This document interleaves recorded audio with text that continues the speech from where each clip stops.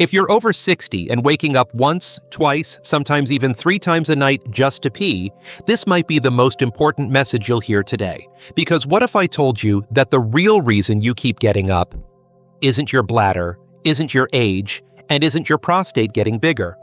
It's a private habit, one you've been doing for decades, and it's quietly reshaping your sleep, your energy, and your body without you even knowing. I'm Dr. Mohit Khera, a board-certified urologist with over 30 years of experience treating men in their 60s, 70s, and beyond.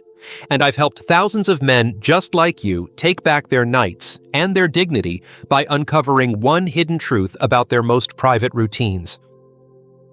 You see, most men are never told this. There is one common masturbation habit that silently inflames the prostate, confuses the bladder, and disrupts the very nerve signals that allow you to sleep soundly through the night. It's not about how often you do it, it's about how you do it, and the position and pressure you're placing on the very system that controls your flow. But here's the good news. When you fix this one habit, many men sleep through the night again. No more 2 a.m. sprints to the bathroom, no more restless tossing in the dark. And in this video, I'm going to show you exactly what's happening, what to change, and how to feel strong, rested, and in control, starting tonight. Before we go deeper, if this topic already speaks to you, take a moment to subscribe and turn on notifications. Every week, I share practical, no-nonsense health advice designed specifically for men over 60, especially the things most doctors don't talk about. And if this video resonates with you, type 1 in the comments. If it doesn't, type 0 so I can better serve you next time. So let's begin where it all starts, deep inside your body, with a connection most men never realize exists. Your bladder, your prostate, and your pelvic nerves form a delicate system that controls not just how you urinate, but when and why. And when one part of that system is irritated, even slightly, everything gets thrown off balance. The truth is, the way you've been stimulating yourself may be placing just enough pressure on your prostate to trigger a nightly chain reaction. And it happens silently, slowly, until suddenly you find yourself waking up in the dark, wondering what went wrong. 1. The prostate-pelvic bladder connection. I still remember a patient named Harold. He was 74. Proud father of 3, a retired mechanic with hands rough from a lifetime of work. He came into my office with a simple complaint. "Doc, I'm just tired. I'm up 3 times a night to pee, and I can't remember the last time I slept straight through." He'd already tried cutting back on fluids, using the bathroom before bed, even prescription medications, but nothing changed. He was exhausted and confused. I asked him something most men never hear from their doctors. "Tell me about your private routines, the ones you never bring up." He hesitated. Then he told me he often masturbated sitting down, usually late at night, in a hunched-over position. He'd done it that way for decades. And that's when everything clicked. You see, your prostate sits just below the bladder and wraps gently around the urethra. It's small, about the size of a walnut, but it plays a massive role in how your body controls urine flow. As you age, your prostate becomes more sensitive. Not necessarily diseased, just more reactive to pressure, position, and inflammation. Now imagine sitting for long periods, especially on the toilet. Your pelvis is curled, your abdomen is tight, and your pelvic floor, the muscle group that supports both your bladder and prostate, is compressed. When you stimulate yourself in that position, especially with tension or force, you're unknowingly squeezing the life out of that whole system. And the body responds. Even small amounts of pressure repeated over time can cause micro-inflammation of the prostate. That inflammation, in turn, irritates the bladder and confuses your internal signals. You might not even have much urine inside, but the nerves around your bladder scream to your brain, "Get up! Go now!" And so, at 2 a.m., Harold, and men like him, wake up for a bathroom trip they didn't need in the first place. This isn't a failure of the body. It's a misunderstanding of how your body now works. When you're young, you can get away with anything. But after 60, your body asks for something different: awareness, patience, and better alignment. And the surprising part? It's not just what's happening inside you. It's also where you do it, because the next habit is one nearly every man thinks is harmless. But it's actually one of the most damaging of all. 2. The one habit that's keeping you awake. There's something about the bathroom that feels safe. The door locks. It's quiet. It's private. For many men, especially as they get older, it becomes more than just a place to relieve themselves. It becomes the one space in the house where no one interrupts, where no one asks questions. Over the years, I've heard it again and again from my patients, good men in their 60s, 70s, even 80s, telling me, sometimes with embarrassment, that they often masturbate while sitting on the toilet. It started out of convenience. It became routine. But here's what most of them never knew. That position, the one that feels safe, is quietly damaging them. Not in some dramatic, painful way, but slowly, subtly, and steadily over time. When you sit hunched forward, thighs pressing up, abdomen tight, you're unknowingly cutting off circulation to the very area you're trying to stimulate. Your pelvic floor, the muscle group that supports your bladder and prostate, is forced into a compressed, stressed state. Blood flow is restricted, nerves are pinched, and your prostate, the gateway to both your pleasure and your urination, gets squeezed repeatedly without you even realizing it. This habit creates a ripple effect. The body, over time, becomes inflamed in silence. That inflammation leads to swelling. Swelling irritates the nerves around the bladder, and that irritation sends false alarms to your brain, alarms that wake you up at night, alarms that make you feel like you've got to go, even when your bladder isn't full. I've seen it again and again. Men who think they have an overactive bladder, when really, it's an overstressed pelvic region crying out for relief. I remember one patient, Marvin, who told me after we changed just this one habit, standing instead of sitting, relaxing instead of rushing, he went from waking up 3 times a night to once, and eventually, not at all. And he didn't need a single pill to get there. What surprised him most wasn't how quickly things improved. It was how such a small, unconscious habit could cause such a big problem. And believe me, he's not alone. Because even if you're standing, even if you've stopped sitting altogether, there's still one thing most men do that completely throws off their system every time they reach for release. And it has everything to do with how fast they try to finish. 3. How masturbation mistakes confuse your bladder. I once asked a patient, when you wake up at night, how much do you actually urinate? He paused and said, honestly, doc, sometimes it's barely a trickle. But the urge feels urgent, like I'm about to burst. That right there is the key.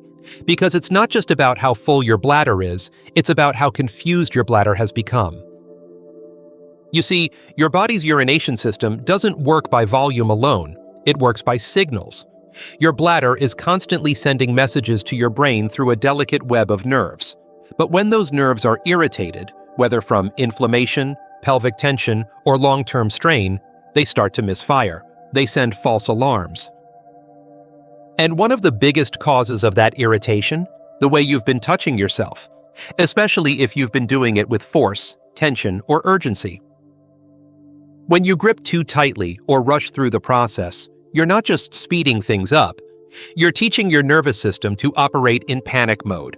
The pelvic floor tightens, the muscles around the prostate contract, blood flow becomes erratic, and those sensitive nerves begin to treat every little sensation like it's an emergency. Now multiply that pattern over months or years. Your body starts living in a loop, one where even the smallest pressure in the bladder can set off a 2 a.m. wake-up call. You stumble to the bathroom, barely produce a stream, and wonder if this is just what getting old feels like. But here's what I want you to hear. It doesn't have to be. I've had patients completely reverse this cycle, not with medication, but with awareness. They slowed down. They softened their grip. They stopped forcing and started listening. And over time, their nerves calmed. The urgency faded, and sleep returned. This isn't about what's wrong with your bladder. It's about how it's been overstimulated and misunderstood for too long. And the solution begins not just with doing less, but with doing it differently. Because in the next few minutes, we're going to explore the shift that makes all the difference. A simple, powerful approach to touch that may seem counterintuitive at first, but can actually rewire your system for healing, strength, and deeper satisfaction. 4. Gentle is strong. Rewiring your routine.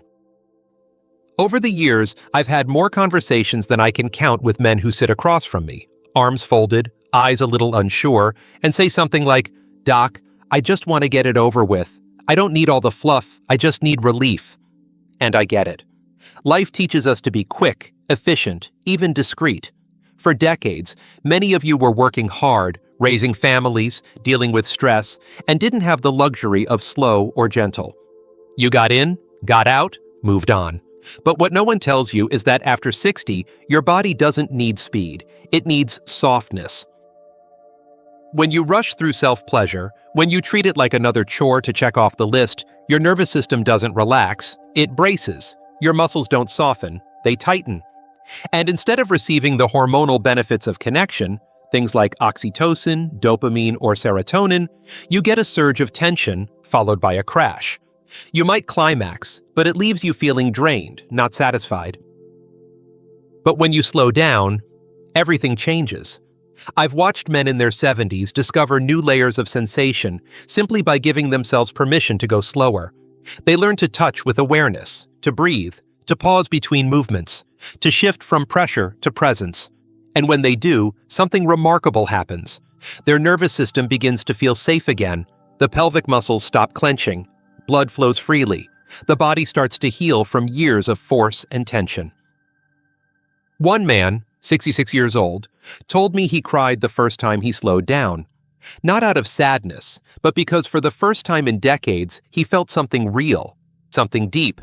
He said, "I didn't realize how disconnected I'd become from my own body. Slowing down made me feel alive again."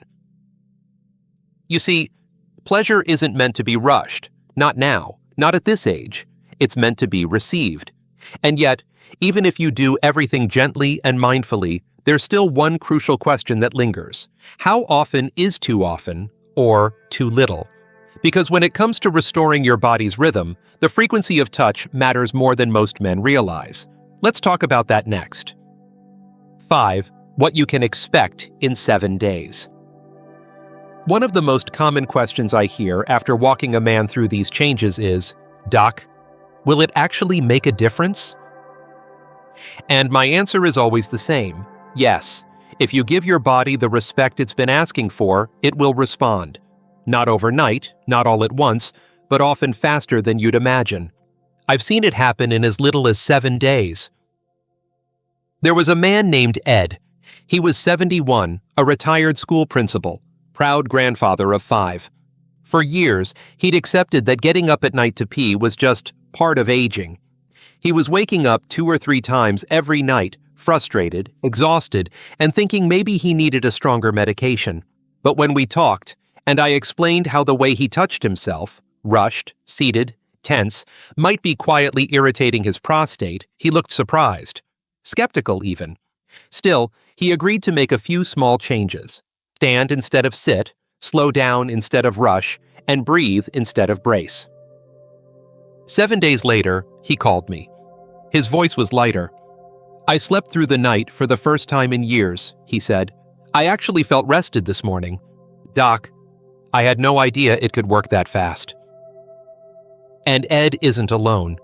When men begin treating their bodies with patience instead of pressure, with softness instead of strain, their systems begin to rebalance. They sleep more deeply. They feel less urgency. They regain that quiet sense of control most of us don't even realize we've lost until it returns. In just 1 week, many men report waking only once per night, or not at all. Their urine flow improves, their energy rebounds, and perhaps most importantly, they start to feel hope again. Not because they've reversed the clock, but because they've finally learned how to work with their body instead of against it. But what I want you to hear most is this. The results aren't just physical, they're emotional, psychological. They remind you that you're still capable of change, still capable of feeling good again. And yet, even with all this progress, there's one final piece most men never think about. It's not about what you do with your hands or how often, it's about something deeper, something emotional, something spiritual, and it might be the most important piece of all. 6. This isn't about shame, it's about wisdom. One of the most heartbreaking things I've seen in my career is how many older men carry quiet shame around something that should never be a source of guilt, touching their own body. Some stop altogether, thinking they're too old, too tired, or too broken. Others keep going, but in secret, rushing through the act like it's something to be hidden, something to be endured rather than enjoyed. And far too many feel like they've lost the ability to feel anything meaningful at all. But let me say this clearly, from one human being to another. Your body still matters, your pleasure still matters, and your connection to yourself, especially in this season of life, is more important now than ever. This isn't about being young again, it's about being present, about letting go of old habits that no longer serve you and embracing a new kind of strength, one rooted in patience, presence, and a deeper understanding of what your body needs now. When you approach self-pleasure with intention, not to escape, but to reconnect, you stop treating it like a mechanical task and start honoring it as something sacred. You move out of performance and into presence, out of routine and into relationship with yourself. That shift, subtle as it may be, is powerful, because when you remove shame, you make room for awareness. When you stop hiding, you start healing. And when you stop pushing your body and start listening to it, everything begins to change. How you sleep, how you feel, even how you walk through the world. I've seen men rediscover confidence they thought was gone for good. I've seen marriages quietly reignite, simply because one man dared to treat himself with more care. I've seen lonely hearts find peace, not by chasing something outside themselves, but by finally coming home to their own body with dignity and grace. And the truth is, this kind of change doesn't come from willpower. It comes from wisdom, from learning, adjusting, and honoring the stage of life you're in. Now, if you've made it this far, you might be wondering, what do I do next? How do I take everything I've just learned and actually apply it, day by day, night by night, until my sleep, my strength, and my self-respect return? Let's bring it all together. Conclusion. Bringing it all together. If you've made it this far, I want to speak to you not just as a doctor, but as someone who deeply respects the quiet challenges you face each day. I know what it feels like to wake up night after night, wondering why your body isn't working the way it used to. I've seen the frustration, the fatigue, the quiet disappointment in good men who think they've simply lost their edge. But the truth is, what you're experiencing isn't failure. It's just the body's way of asking for a different kind of care. We've talked about how your prostate, pelvic floor, and bladder are all connected, and how even a small, unconscious habit like sitting and rushing through self-pleasure can irritate that delicate system. We've uncovered how those habits confuse your bladder, misfire your nerves, and steal your sleep. And we've looked at how slowing down, releasing pressure, shifting position, and reconnecting emotionally can start to reverse the damage, often in just 7 days. But more than any technique or tip, what I hope you walk away with is this. You are not broken. You are not too old. You have not run out of time. What you need now is not to fight your body, but to listen to it. Not to push harder, but to soften. To move with awareness.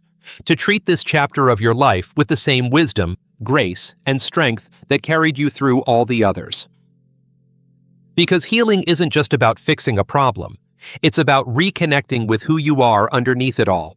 A man with dignity, a man with value, a man who still deserves a full night's rest, a healthy body, and a sense of quiet, confident control. Start tonight, gently, intentionally, and watch what happens next. If this message helped you, even in a small way, please take a moment to like the video, share it with a friend who might need it, and leave a comment below to let me know your thoughts. Your voice matters here, and if you'd like to support more content like this, made specifically for men in their 60s, 70s, and beyond, consider making a small donation. Every bit helps us reach more men who are searching for answers, but too often suffer in silence. Thank you for being here, and for taking the first step toward living with more strength, rest, and dignity.